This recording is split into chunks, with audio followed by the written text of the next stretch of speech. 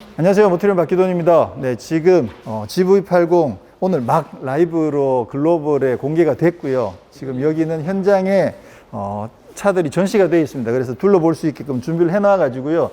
예전 같은 신차 발표회장이기나 마찬가지인데 뭐 행사 아무것도 없이 그냥 차만 전시를 해놔서 차만 둘러보고 가도록 하겠습니다. 자, 와 디자인 장난 아니다. 와, 얘 왜 이러니? 디자인 진짜 잘 나왔는데요. 야, 일단 지난번에 뭐 사진을 통해서 많은 분들이 디자인에 공감을 많이 하셨죠. 근데 확실히 딱 보면 실물이 지난번에 봤던 사진이랑은 비례가 약간 다릅니다. 근데 디자인은 정말 잘 나왔네요. 제가 여러 번 말씀드린 것처럼 제가 이거 그 테스트 버전을 봤거든요. 근데 그때는 진짜 이상했어요. 그래가지고 와, 이렇게 나가면 이거 망한다 라고 생각을 했는데 실제로 디테일들을 다 다듬고 출시된 모습을 보니까 와, 정말 기대 이상으로 진짜 잘 나왔어요. 자, 일단 사이즈 먼저 말씀드리면 휠 베이스는 기존이랑 똑같습니다. 3010mm 기존이랑 똑같고 길이가 5mm가 늘어났어요. 그러니까 사이즈 면에서는 큰 차이가 없다고 보실 수 있죠. 근데 폭이 35mm가 늘어났습니다. 그러니까 폭이 좀 많이 늘어났고요. 키가 15mm가 더 낮아졌습니다. 그러다 보니까 조금은 더 넓고 조금 더 늘씬한 느낌으로. 근데 옆에서 이렇게 딱 보면 지난번 와, 이렇게 보기에도 늘씬한 느낌이 확실히 있긴 있군요. 근데 지난번에 퀴저 이미지 공개됐을 때만 하더라도 이게 지붕이 이것만큼 높게 보이진 않았어요. 사진상으로는. 그래서 그 사진은 이걸 휠 베이스를 좀 더 포토샵에서 늘여놓은 듯한 그런 이미지였거든요. 그래서 지붕이 그 이미지로 느낌은 요 정도 지붕이었던 것 같은 느낌의 이미지였었는데 실제로 그렇게 낮진 않습니다. 근데 그래도 이렇게 보면 좀 늘씬한 느낌은 많이 살아있어요. 일단 이 모습은 먼저 제일 궁금하니까 여기 라인이 지금 이 크롬 라인이 이렇게 매끄럽게 둥글게 떨어지잖아요. 근데 요게 지붕 라인이라고 생각하시면 안 돼요. 요게 약간은 눈속임 같은 게 조금 들어있거든요. 그래서 지붕 라인이 실제로 이렇게 떨어지는 게 아니고 실제로는 약간 위로 불룩하게 갔다가 떨어지기 때문에 그래서 실내 공간에서 2열의 머리 공간은 충분히 확보를 하면서 옆에서 봤을 때는 이게 눈에 확 들어오다 보니까 차가 굉장히 뒤를 날렵하게 만들어 놓은 듯한 그런 느낌으로 보이게끔 해주는 거죠. 근데 뭐 보이는 게 중요하니까 그렇게 봤을 때 디자인을 상당히 늘씬하게끔 잘 뽑았다라는 생각이 듭니다. 앞모습 볼까요? 드디어 그릴의 완성이 됐습니다. 야, 제네시스 너는 다 계획이 있구나. 그거 뭐 많은 분들이 그렇게 이야기하고 계셨지만 제가 봤을 때도 마찬가지예요. G90 때는 정말 보기 싫었거든요. GV80 때는 여전히 좀 어색했어요. 그랬는데 이번 G80은 와, 진짜 예쁘네. 이 정도면 그릴을 전 세계 어디 갖다 놔도 빠지지 않는 정도의 완성도를 갖췄다고 저는 생각을 합니다. 근데 이게 그릴이 조금씩 바뀌었어요. G90이랑 GV80이랑 얘랑 그게 그거 아닌가라고 생각하실 수 있지만 사실은 디테일에서 차이가 많이 나는 게요. 일단 G90은 이 윗면에서 내려오는 라인이 안쪽으로 들어가는 게 아니라 G90은 바깥으로 나가요. 그러니까 위가 좀 더 좁고 바깥으로 한번 나갔다가 다시 들어오는 그런 방식이거든요. 근데 GV80 때부터 이게 안으로 바로 들어가는 방식으로 디자인이 바뀐 거죠. 그러니까 라인 자체가 완전히 바뀌었다고 볼 수 있죠. 근데 GV80 때는 이 테두리 자체가 이렇게 부드럽게 떨어지는 게 아니고 그냥 찍 이렇게 돼 있다 보니까 그게 이제 뭐 대형 SUV랑은 잘 어울릴 수도 있긴 하겠지만 이게 섬세하거나 정교한 느낌은 거의 없었는데 이번에는 굉장히 정교하게 잘 다듬어 놨어요. 이렇게 보면 이 G80을 위해서 GV80의 그릴이 좀 희생된 게 아닌가라는 생각이 들 정도로 지금 굉장히 예쁘게 잘 다듬어져 있습니다. 그리고 아래쪽 부분도 G90은 이게 밑에까지 더 많이 내려왔거든요. 거의 여기 붙다시피 내려왔었다고요. 그러다 보니까 그릴이 너무 이렇게 뚱뚱한 느낌이었는데 지금은 옆으로 늘씬한 느낌이 굉장히 좋네요. 이게 만져봤을 때도 마감도 훨씬 더 부드럽게 되어 있어요. GV80은 좀 거칠었었는데 지금 바깥에 테두리까지 다 만들어 놔가지고 확실히 더 훨씬 더 안정적인 느낌이 들고요. 이게 비스듬하게 보시면 여기가 이렇게 불룩하게 나와 있거든요. 이 GV80도 이렇게 불룩하게 돼 있지 않았죠. 그래서 이게 여기가 약간 불룩하게 되면서 안으로 이렇게 떨어지는 느낌이 입체감을 살려놔 가지고 이게 그냥 밋밋한 평면일 때보다 굉장히 불룩하게 만들어 놓으니까 훨씬 더 고급스러운 느낌이 잘 살아있네요.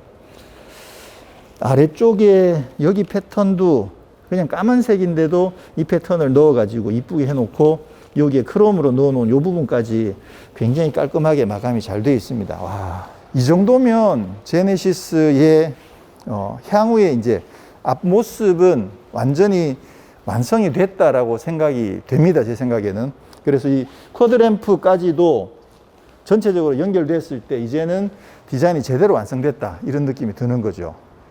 여기 팬더도 여기가 보통 팬더를 이렇게 전체적으로 다 이렇게 불룩하게 이렇게 되어 있을 수도 있는데 여기 한번 각을 지워 가지고 요 면하고 요 면도 이렇게 각이 좀 차이가 많이 나거든요. 그래서 약간 납작한 느낌이 들면서 야, 여기서 이렇게 보니까 CLS 느낌이 많이 나는구나. 확실히 이 앞에 이 라인들은 전체적으로 봤을 때 CLS 느낌이 좀 많이 나네요. 그래서 G80이 일반 세단이랑 쿠페형 세단이랑 두 가지가 나눠지는 게 아니잖아요. 근데도 기본형 세단 자체를 CLS처럼 약간 쿠페형으로 제대로 만들었다는 느낌이 확실히 잘 살아 있습니다. 자, 휠은 20인치에 타이어는 24540R20 피렐리 P0 올 시즌이 장착이 되어 있는데요. 디자인이 GV80에서 봤던 휠이랑 상당히 비슷하죠. 안에 여기 이 부분 장식 때문에 그런 느낌이 많이 들었는데 GV80 때는 이게 22인치였거든요. 근데 지금 20인치로 줄어들긴 했습니다만 이게 그냥 밝은 크롬이 아니고 약간 다크 크롬처럼 약간 세틴 그런 스타일이죠. 일단 이 컬러는 되게 마음에 들어요. 근데 이 부분 장식이 아직까지는 조금 어색하긴 하거든요. 어떻게 보면 조금 아쉬울 수도 있고 적용되면 어쩔지 모르겠지만 전체적으로 사이즈나 이 컬러는 굉장히 잘 돼 있습니다. 쿼드램프가 이렇게 연결돼서 나눠져 있는 부분은 GV80이랑 비슷하고 여기도 이렇게 라운드 처리해 놓은 게 좀 독특하네. 이게 직선으로 뾰족뾰족하게 되어 있지 않고 약간 라운드 처리가 되어 있습니다.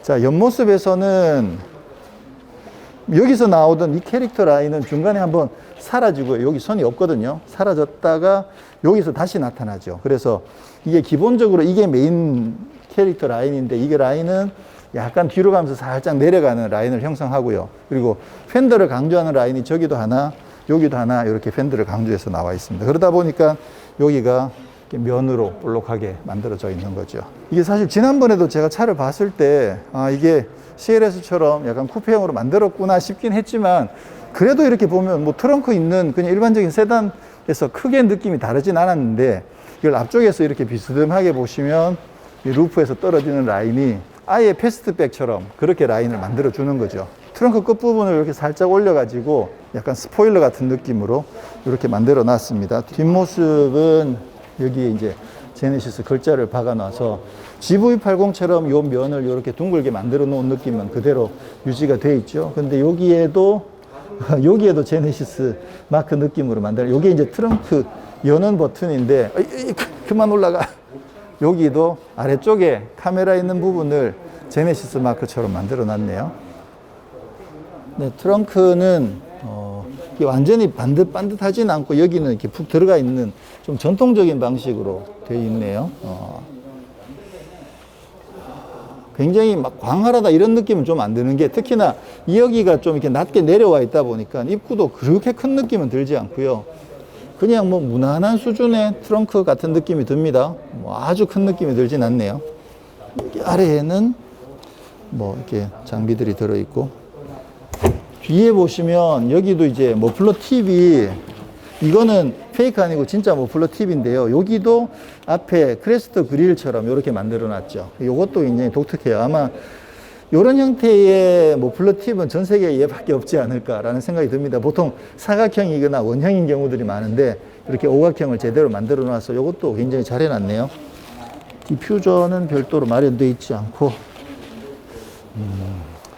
사륜구동이고 지금 현재 이 모델은 3.5 터보 모델인데 3.5라고 안 적혀 있네요. 3.5 타시는 분들은 이렇게 좀 적혀 있어 좋아하지 않으실까? 여기도 크롬을 하나 넣어 놨습니다. 자, 이게 지금 6기통 3.5 터보 엔진인데요. 완전히 지금 꽉 차 있는 상황이고요. 이게 2.5 터보하고 3.5 터보 가솔린 그리고 2.2 디젤 총 3가지가 출시가 됐는데요. 3.5 터보 같은 경우에는 이게 380마력이거든요. 그래서 지난번 영상에도 말씀드린 것처럼 3.5 터보면 그래도 한 420마력 정도는 나와야 좀 제대로 3.5를 즐길 수 있지 않을까라는 생각이 드는데 조금 아쉽습니다. 380마력이라는 거는. 기존에 3.3 터보가 370마력이었으니까 이게 3.5 터보면 380마력은 좀 아쉽죠. 최소한 400마력에서 한 420마력 정도까지 가면, 그러면 3.5 터보는 예전에 그 제네시스 스포츠 같은 느낌으로 그렇게 탈 수 있는 모델로 괜찮을 것 같은데 조금 아쉽다는 생각이 듭니다. 그래도 물론 당연히 2.5 터보보다는 뭐 확실하게 힘은 좋긴 하겠지만 수치상으로 조금 아쉽다는 생각이 들고요. 2.5 터보 같은 경우에는 최고 출력이 304마력, 최대 토크가 43. 이게 300마력이 넘어간다는 점에서 2.5 터보가 오히려 제가 봤을 때는 좀 더 괜찮지 않을까. 옵션이나 사양면에서 당연히 큰 차이가 없다고 한다면 일반적으로 많은 분들은 2.5 터보를 선택하실 거라는 생각이 듭니다. 가격 자체가 2.5 터보가 2.2 디젤보다도 더 낮기 때문에, 그래서 디젤에 대한 거부감, 특히나 이게 이제 대형 세단인 걸, 고급 세단인 걸 감안하면 아마 2.5 터보를 선택하시는 분들이 좀 많지 않을까 그런 생각을 하게 되네요. 우와, 야, 장난 아니다. 이게 왜 이러니? 야, 제가 이전 제네시스 G80 때는 모터그래프는 샀지만 저는 별로였거든요. 그냥 너무 좀 그랬었는데 이거는 진짜 잘 만들었네요. 디자인이 진짜 멋지네요. 파란색 가죽 시트. 시트 자체가 약간 파란색 계열.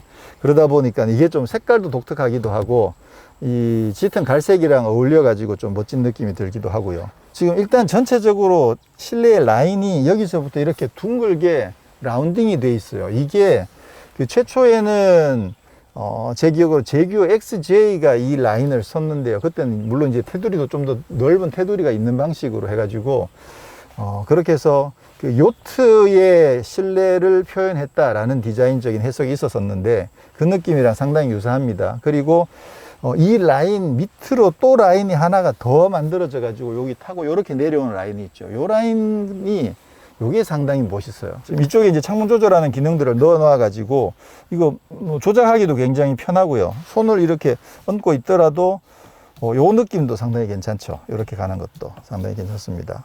자, 그리고 14.5인치 이거는 GV80에서 봤던 그 모니터 그대로고요. 계기판은 12.3인치 역시 GV80에서 봤던 건데 3D 계기판이거든요. 3D 느낌이 안에 일단 여기 안쪽 디테일이 좀 달라요. 3D 느낌도 잘 살아있고 드라이브 모드를 바꿔보면 커스텀, 컴포트, 이게 컴포트고 컴포트는 똑같네요. 컴포트, 스포츠, 컴포트, 스포츠, 에코.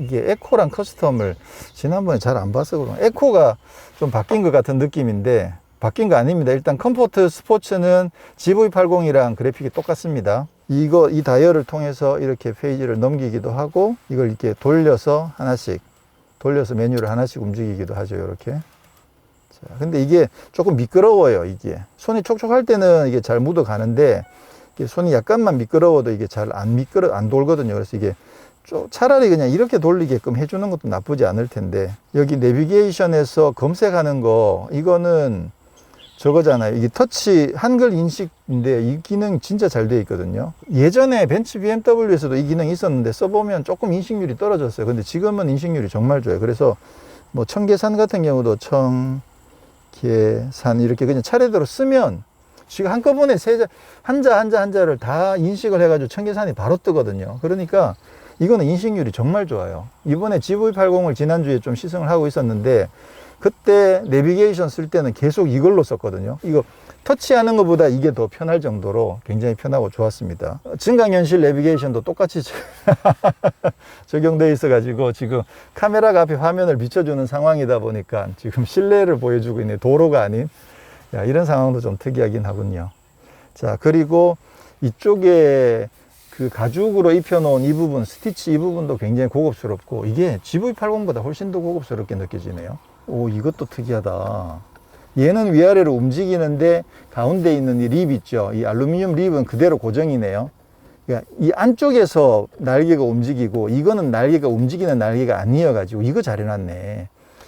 어떤 경우는 여기 끊어져 있거든요. 끊어져 있어서 이것 자체 날개가 위아래로 같이 움직이는 경우가 있다 보면 이게 중간에서 끊어져 가지고 여기까지 이렇게 오다가 여기부터는 밑에 뚝 연결이 되지 않는 그런 경우들이 있는데, 이거는 이 라인은 움직이지 않고 안에서만 움직이게 해놔 가지고 이것도 잘 해놨네요. 자, 그리고 여기에 이제 터치가 되는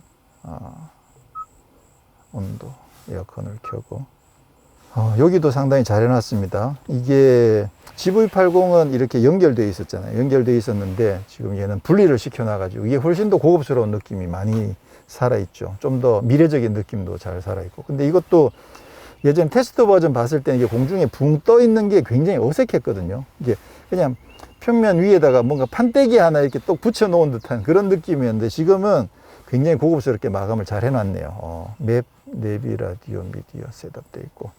홈 버튼이 있으면 되게 좋은데 홈 버튼은 여기에 따로 있습니다. 그러니까 어차피 이게 이 메뉴들 사이에서 홈 버튼 찾기가 어려워 가지고 없으면 좀 불편한데, 여기 홈 버튼을 따로 만들어 놨기 때문에 요거랑 같이 쓰면 굉장히 편리하게 쓸 수 있죠. 홈 버튼 이렇게 찾아가면 되니까. 자, 무선 충전 패드가 있고요. 이렇게 넣으면 충전이 되는 거죠.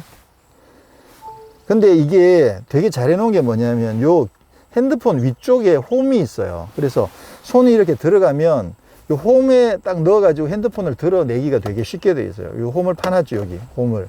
그래가지고 이거 없으면 그냥 이렇게 집으려면 좀 쉽지 않을 텐데, 중간에 손가락에 이렇게 깊이 쑥 들어가서 꺼낼 수 있으니까 굉장히 편리하게 잘 해놨어요. 이건 GV80 때도 이렇게 돼 있었죠. USB 2개가 있고요. 이쪽에 컵홀더 2개가 마린이 되어 있고, 드라이브 모드 이런 것들. 이 기어 레버는 지난번 GV80이랑 같이 뭐 큰 차이 없습니다. 거의 똑같은 것 같아요. 힘이나 이런 느낌들도 거의 똑같습니다.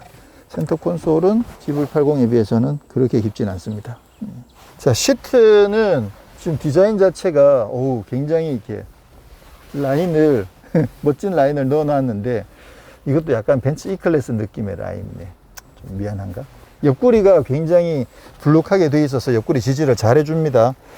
제가 봤을 때 옆구리에 여유가 조금 있어요. 조금 있는 정도로 몸을 지지를 잘 해줄 것 같고요.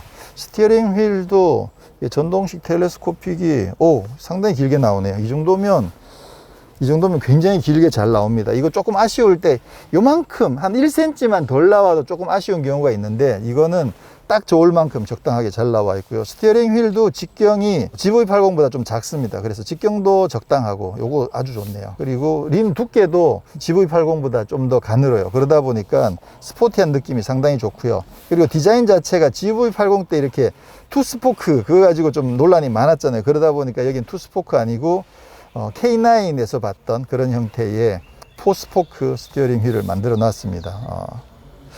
전체적으로 느낌이 좋네요. 이야, 2열도 좋다.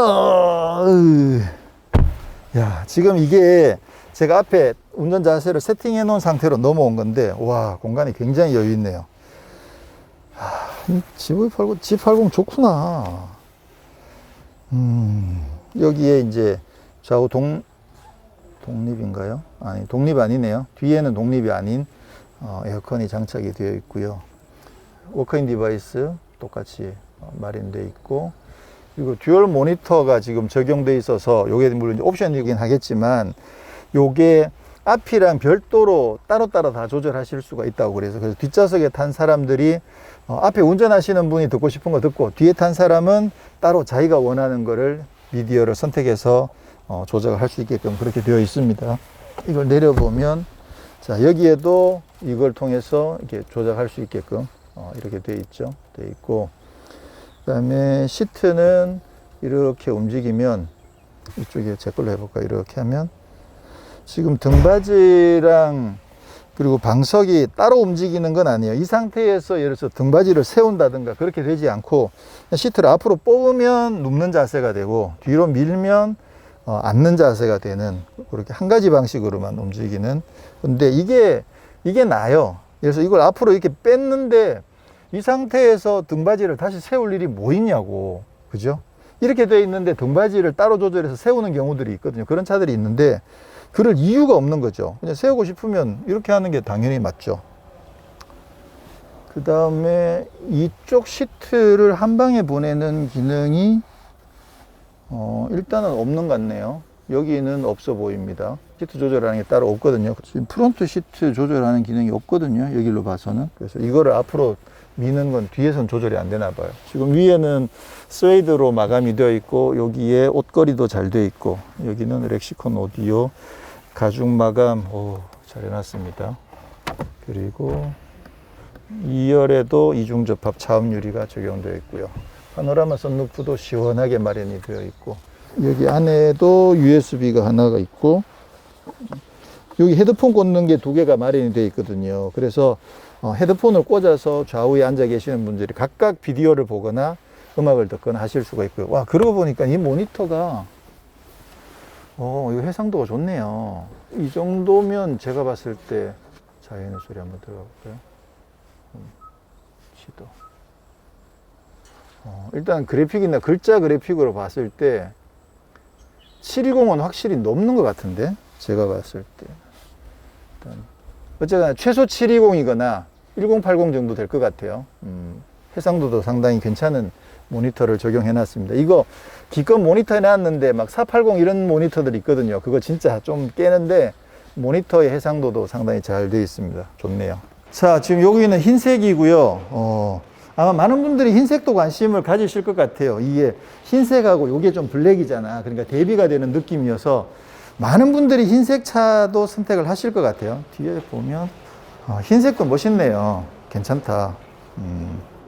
흰색도 잘 나왔네. 흰색은 여기 팬더가 특히 볼록한 느낌이 강조가 잘 되네요. 자, 가격은 제가 분석은 못 해봤는데요. 그냥 가격만 말씀드리면 2.5 터보가 5,390만 원이 기본입니다. 디젤은 250만 원이 더 올라가고, 가솔린 3.5 터보는 660만 원이 더 올라가고, 디젤하고 가솔린 터보가 410만 원 차이가 나고요. 2.5 터보하고 디젤하고가 250만 원 차이가 나니까 많은 분들이 2.5 터보를 선택하실 것 같아요. 저 같아도 3.5를 하고 싶지만 마음 같아서는 3.5를 하고 싶지만 2.5 터보를 많이 선택하시지 않을까라는 생각이 들고요. 2.5, 2.2 디젤, 3.5가 엔진 트림에 따라서 사양이 다른 건 하나도 없어요. 똑같고, 거기에 이제 모든 부분들이 다 옵션으로 적용이 되는데, 옵션으로 들어가는 게 조금씩 다른 거죠. 디젤은 19인치까지만 선택할 수가 있고, 2.5 터보랑 3.5 터보는 20인치 휠을 선택하실 수가 있습니다. 천연 가죽 시트가 기본이고, 퀼팅이 적용되어 있는 나파 가죽은 시그니처 디자인 셀렉션 2에서 300만 원짜리 옵션인 거죠. 우드도 포함이 되는 거고, 뒤에 스웨이드도 마감도 포함이 되는 거고, 그게 300만 원짜리 옵션입니다. 헤드업 디스플레이도 옵션이고요. 프리뷰 전자제어 서스펜션, 프리뷰 전자제어 서스펜션이 개별 옵션으로 적용되어 있군요. 110만 원이네요. 렉시콘 오디오가 140만 원, 스피커 18개짜리. 뒷좌석 듀얼 모니터가 250만 원이에요. 뒷좌석 듀얼 모니터가 가격이 꽤 나가네요. 250만 원짜리 옵션이네. 2열 전동 및 통풍 시트, 요게 220만 원.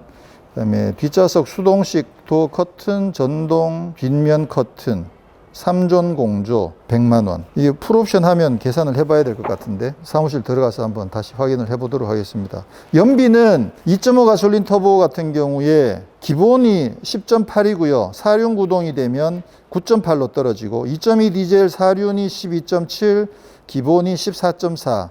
그다음 3.5 터보는 사륜이 8.4, 이륜이 9.1.